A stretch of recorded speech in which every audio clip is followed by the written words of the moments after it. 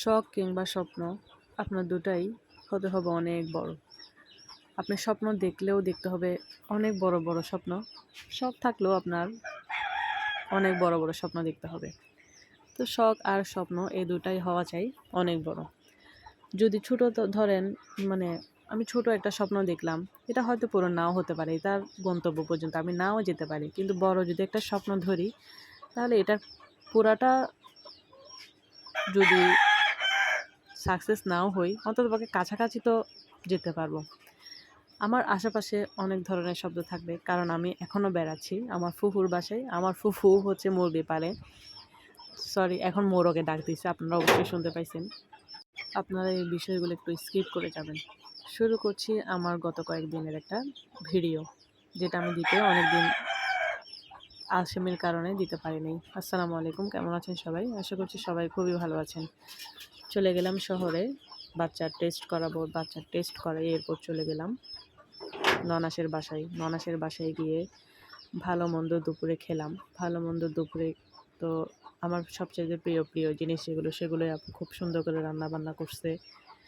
এরপর ভাত টাত খেয়ে রোদ দেখে বের হয়ে গেলাম বাচ্চাদেরকে একটু ঘুরতে নিয়ে যাব। তো ঘুরতে নিয়ে যাওয়ার পথে এমন ঝুম বৃষ্টি, মানে যে মাত্র আমরা গাড়িতে উঠবো ওই মাত্রই বৃষ্টি শুরু হইলো। এমনভাবে বৃষ্টি পড়তেছে যেন আর জিন্দেগিতেও বৃষ্টি পড়ে নাই। তো এই মুরগিটা আমি ভয়েসই দিতে পারতেছি না, এই মুরগিটা এত ডাক দিচ্ছে, এখনই তার ডাক দেওয়ার সময় শুরু হয়ে গেছে আর কি। আচ্ছা যাই হোক, আপনারা এই জিনিসটা একটু স্কিপ করে যাবেন। তো মুরগির ডাক শুনতে শুনতে তো আমরা চলে গেলাম কোথায়, চকবাজার বালিয়ারকেটের কিডস ল্যান্ডে। বালিয়ারকেট তো গেলাম। আমরা প্রথমে ভাবছিলাম যে এটা মনে হয় বন্ধ, মানে গাড়ি ফিরাই ফেলবো। এমন অবস্থায় দেখি, আমি আমার ভাইকে বললাম যে একটু গিয়ে দেখো যে কি বন্ধ আছে নাকি খোলা আছে।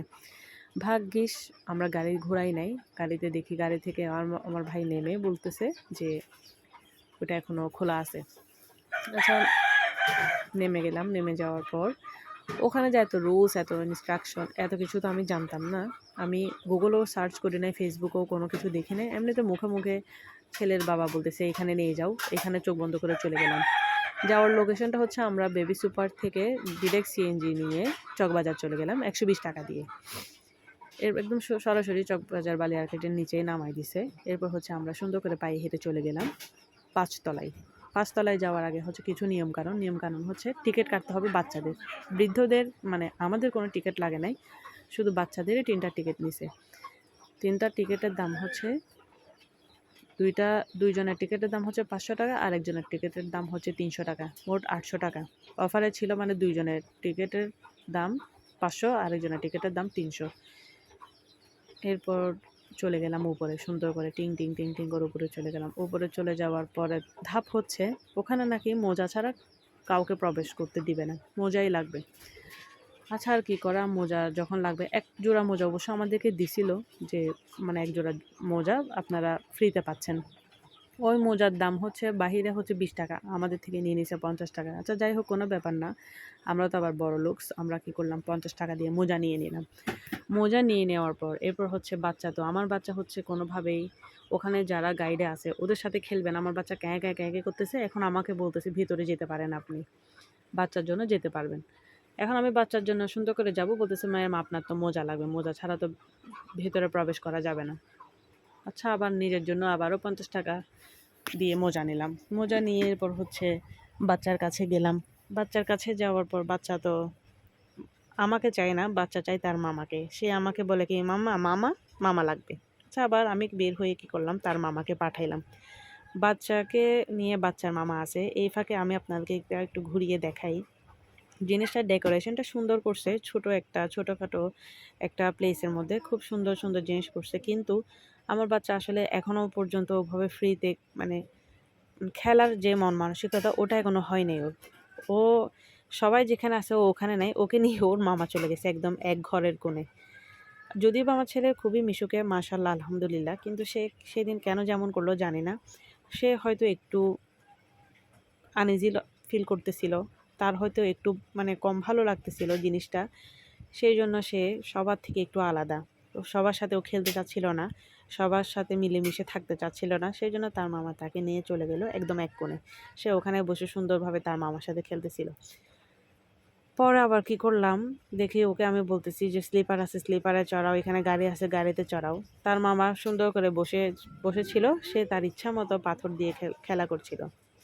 জিনিসটা আমার ভালোই লাগছে, খারাপ না। তবে ব্যাপার হলো আমার ছেলে একটু মানে নিজে নিজেই খেলতে পছন্দ করে আর কি। যাই হোক, সে তো খেলতেছে, তার মামা এখানে ঢং করে করে তার সাথে ছবিও তুলতেছে, কিন্তু সে হচ্ছে মনোযোগ সহকারে খেলতেছে। আমার ভয় ছিল যে সে নাকি আবার এই পাথরগুলো মুখে দিয়ে দেয়, তার কারণ হচ্ছে সে এখনো সব কিছু নিচে পড়া থাকলে সব কিছু নিজ দায়িত্বে মুখে দিয়ে দেয়, মুখে দিয়ে দেওয়ার অভ্যাসই আছে তার। সেই জন্য দেখি না তার মামা এই দিক দিয়ে অনেক সচেতন ছিল, যে তার মামা তাকে খুব সুন্দর করে কেয়ার করতেছিল। জিনিসটা আমার খুবই ভালো লাগছে। আমার ভাই থাকলে সেখানে আমার আর বিন্দু মাত্র টেনশন থাকে না, আমি নিঃসন্দেহে একেবারে চোখ বন্ধ করে ঘুমাইতে পারি।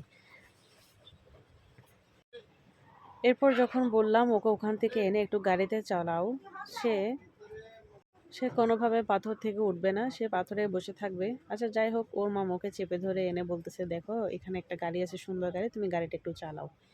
আচ্ছা, সে তো মামার বাধ্য ভাগিনা, সে মামার কথা শুনলো। আমরা আবার কি করলাম, এখানে চলে আসলাম।